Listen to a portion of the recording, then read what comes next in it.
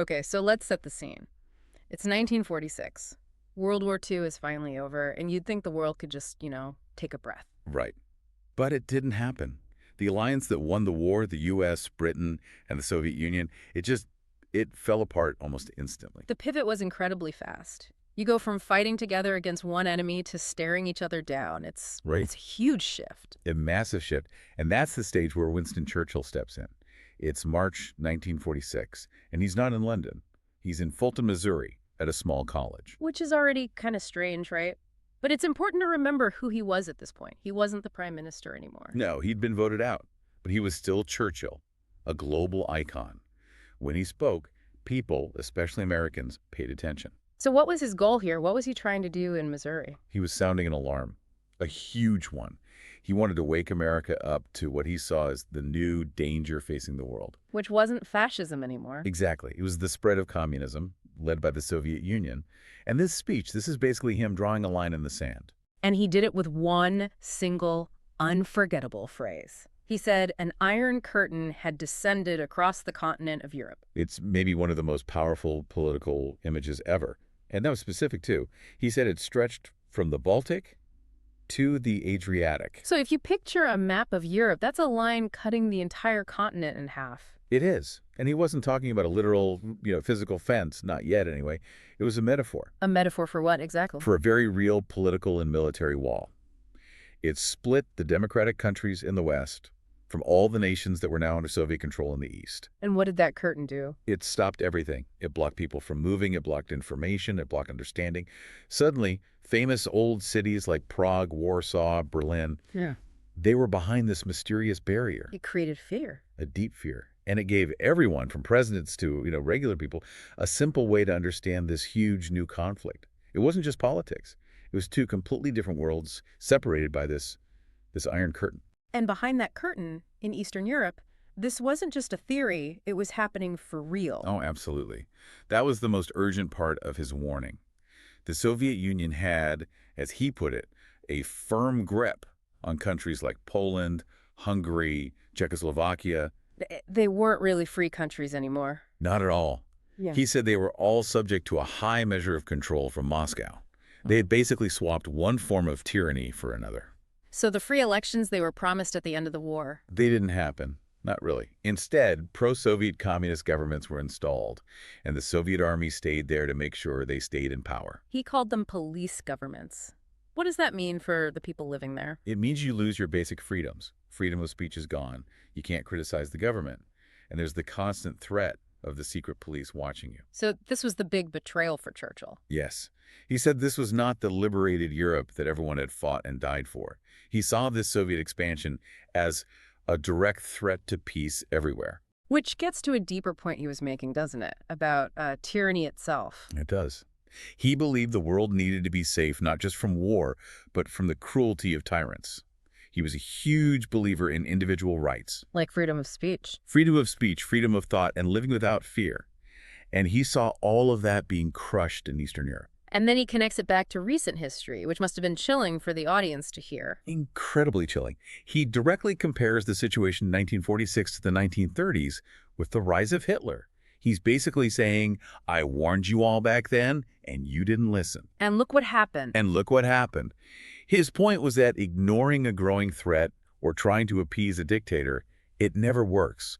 It just makes the eventual conflict worse. So what was his solution? Just go to war? No, not at all. His solution was strength, deterrence. He argued that the only way to stop a dictator is to be so strong that they wouldn't dare attack. Democracies had to band together. And he had a specific idea for who should lead that band. He did. He talked about the special relationship between Great Britain and the United States. He even mentioned that his own mother was American, right? To sort of build that connection. Exactly. He was pushing back against this American idea of isolationism, of staying out of Europe's problems. He said the U.S. and Britain had a shared responsibility to lead. And he wanted more than just a friendship. He was talking about a real military alliance. A permanent one. Yeah. Sharing bases, sharing intelligence, creating a force so strong that no one could challenge it. He was telling America it had to accept its new role as the world's protector. What about the new United Nations? Wasn't that supposed to keep the peace? He was hopeful about the UN, but also very skeptical. He remembered how the old League of Nations had failed after World War I because it had no power. It was just a place to talk. Right, just a talking shop. Churchill said the UN needed its own international armed force. It needed teeth. Otherwise, he warned, it would fail just like the League did. Especially since the Soviets could just veto any action against them. Precisely. They could paralyze the whole system. So without real military power behind it, the UN was, in his view, doomed. And then there was the ultimate power, the atomic bomb. Yes. At this point, only the U.S. had it, and Churchill addressed that head-on. Should they share the secret? He said absolutely not. It would be crazy, he argued, to give that kind of power to a world that was so divided and unstable. He said the U.S. was the safest country to be in charge of it. He saw it as a deterrent. The ultimate deterrent. He believed the only thing stopping a massive Soviet invasion of Western Europe was the fact that America had the bomb. He knew the Soviets were trying to build their own, and that the world had changed forever. Now, it's interesting how he talked about Russia itself. He wasn't just condemning the entire country, was he? No, and that's a really important nuance. He made a point to praise the Russian people, their bravery, the unbelievable sacrifices they made to defeat Nazi Germany. So his criticism was aimed squarely at their government. Only at the government and its policies. He had this famous line where he said, the Soviets don't want war.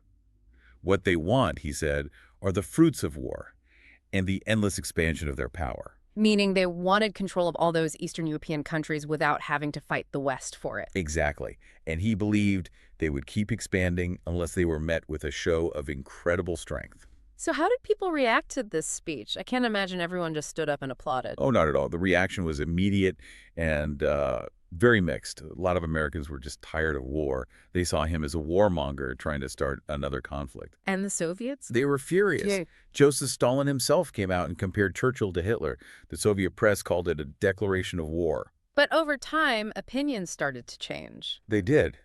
As people saw what was really happening in Eastern Europe, the crackdowns, the show trials, more and more Americans started to think, maybe that old British guy was right. And the speech ended up having a huge long-term legacy. Monumental.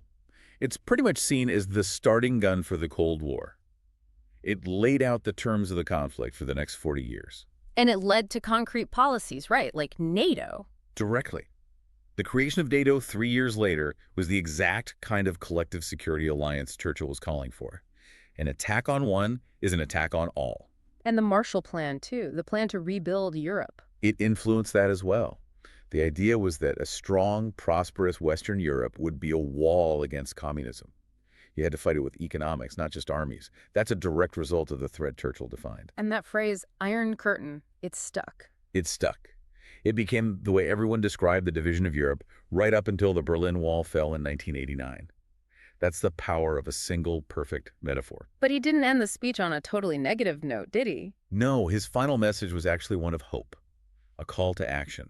He argued that if the English-speaking countries stood together, they could guide the world toward peace and prosperity, and one day that curtain wouldn't be necessary. When you look back, it's just incredible that one speech in a small town in Missouri could so clearly define the global conflict for the next half-century.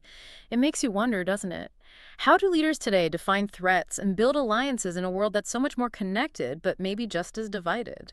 It shows you that just understanding the threat is always the first and hardest step. Good luck with your studies.